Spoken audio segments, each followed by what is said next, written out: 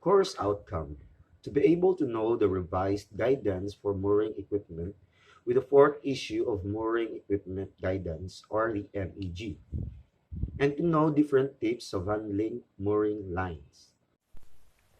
Learning outcome. At the end of the session, the students shall be able to determine the changes of OCIMF MEG Rev 4 over the MEG 3 and can be able to apply the different procedures of mooring handling tips.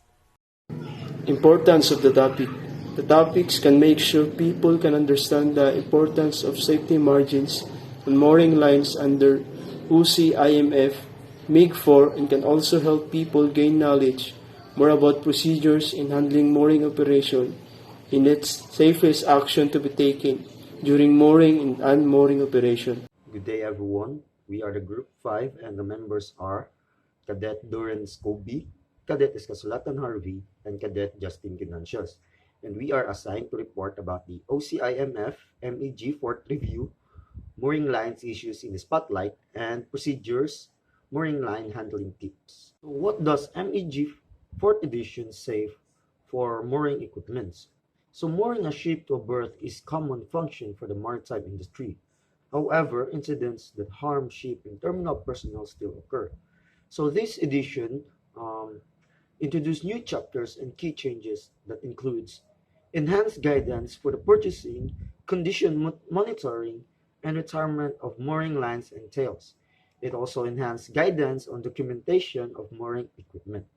The Oil Companies International Marine Forum, or the OCIMF, has published the fourth edition of the Mooring Equipment Guidelines, or the MEG.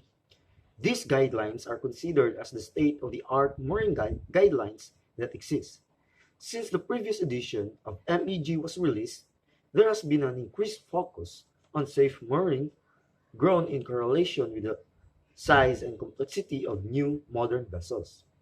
OCIMF MEG4 gives an insight into mooring from start to end, covering the full mooring operations and the rope's lifetime, providing mooring guidelines for safe mooring operations. Vessels using lines in order to be secured next to dock, pier, or terminal. So the lines may be ropes, wires, or combination, sometimes ropes with tails or wire with tails.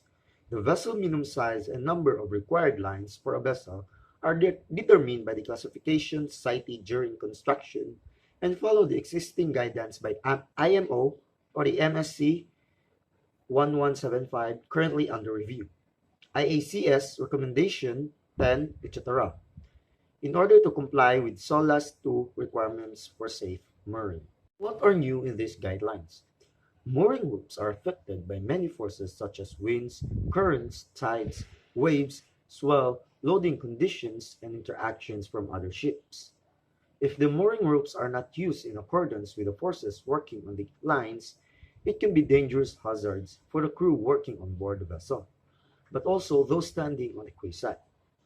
The new OCIMF Mooring Equipment Guidelines is now released in its fourth edition, and it is clarifying many of the confusions about mooring that were established in the industry. With new certificate templates and test modes, a uniform way of working with mooring ropes has been established across the industry. This publication establishes recommended minimum requirements that will help ship designers, terminal designers, ship operators, and mooring line manufacturers improve design, performance, and safety mooring systems. The updated MEG4 represents the output of a multidisciplinary working group representing members of various shipping trade organizations, mooring line manufacturers, equipment suppliers, shipyards, and the OCIMF members. Additionally, for tankers, OCIMF has provided mooring equipment guidelines, summarizing the concerns and requirements of major oil companies on safe mooring. In summer 2018, OCIMF revised the guidance for mooring equipment with the fourth issue of Mooring Equipment Guidelines. New definitions have been issued as ship design minimum breaking load, LDBF, or also known as the line design breaking force, and others. A lot of information has also been provided on how to select lines and how to document their operational life on board. Example are the line management plan and the mooring equipment register. OCIMF MEG4 review. Reviewing the guidance. Basically, there are two issues that may require more clarification for the operators as follow. Mooring line issue number one. The first issue refers to the maximum breaking load that a line should have in order to be purchased. The guidance mentions the minimum as follows. Based on ship MBL, the line should have minimum design brake force or LDBF from 100 to 105%. However, what if an organization wants to purchase line with more than that braking level, assuming that the guidance for equipment is as displayed? After all, even ship design MBL includes the definition minimum. For example, if the ship design MBL calculated to be 60 tons, which provides an LDBAF of 105%, is it wrong for a company to purchase lines with MBL of 70 tons, provided that the mooring equipment, which are the winches, chocks, and others, can support this force and size? And if this is not wrong, what is the maximum braking force for a line in order to be in compliance with the guidance? This is a question that probably only vetting officers on or OCIMF itself may answer. So, hello sir, I am Cadet Durance, and the next slide is all about the mooring line issue number 2. The issue refers to the retirement of a line or supportive equipment as trails.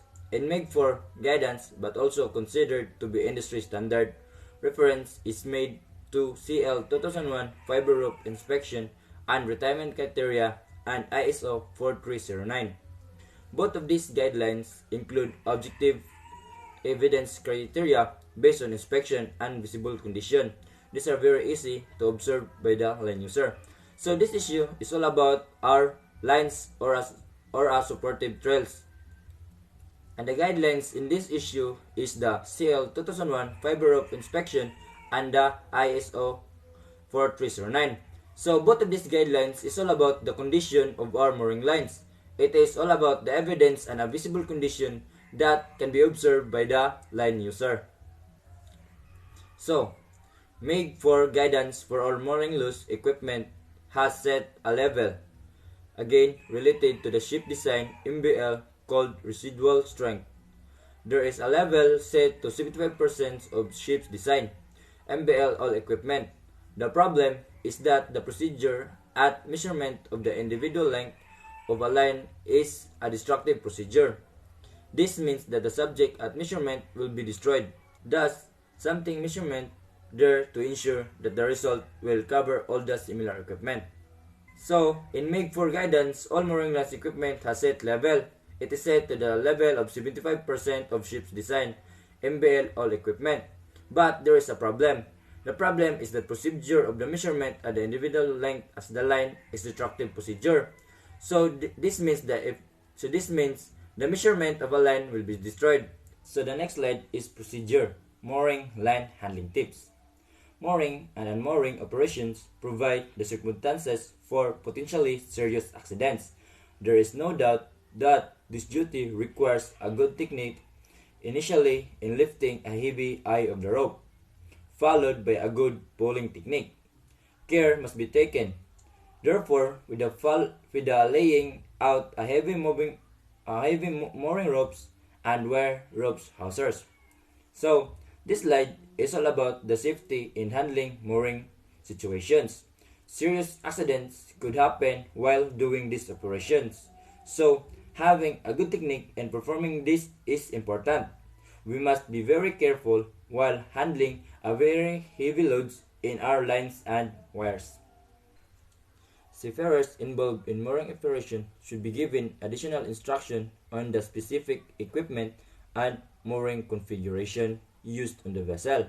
This should include, but may not be limited to: first, the type of wrenches and windlass under operation. It is important to know the type and operation for our own safety. Next is the location of emergency stop button so that we can easily locate if there is an emergency happening. third, the type of ropes and wire used, and last is the location and use of the rollers, dowels, and leads. The next procedure for mooring line handling tips. The crew should make sure that there are enough manpower available to do the task safely. Personnel should never stand in the bight of a rope or near a rope under tension. They should treat ropes on drums and bollards with the utmost care.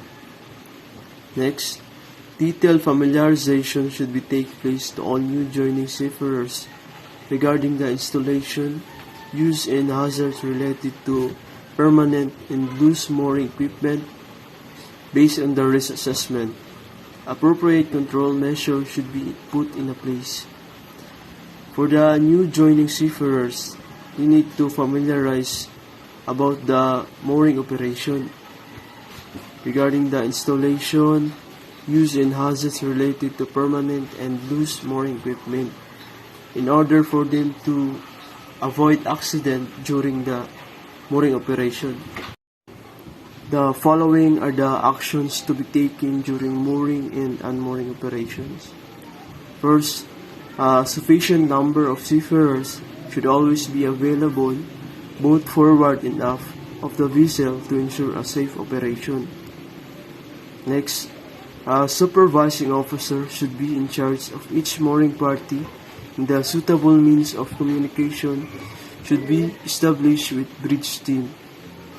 Next, if this involves the use of portable radios, then the ship should be clearly identified by name to prevent confusion with other users. Next, the appropriate PPE should be in place for seafarers' protections. So the example for the PPE are safety helmet, safety shoes, and gloves, etc. Next, a toolbox meeting should be conducted between master and officer in charge of mooring parties to discuss the mooring plan, the lines that are going to be used, the involvement with the terminal or ports personnel, use of dogs, environmental condition, and communication details. Next, special consideration and instruction should be made for snapback zones and lines under tension in order to avoid incidents due to line failure. So those are the actions that we need to do during the mooring and unmooring operation in order to have a safe operation.